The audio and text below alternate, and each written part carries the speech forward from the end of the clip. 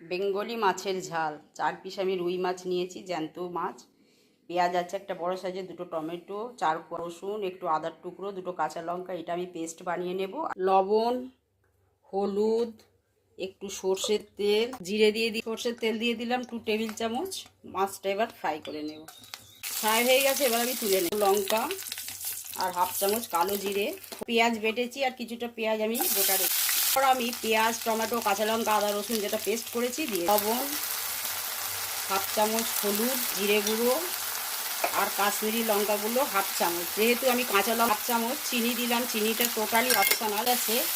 আমি মিক্সিটা ধুয়ে খানিকটা জল অ্যাড করে দিলাম। 5 মিনিট কুক করে নেব। মাছের ঝাল একেবারে রেডি হয়ে গেছে।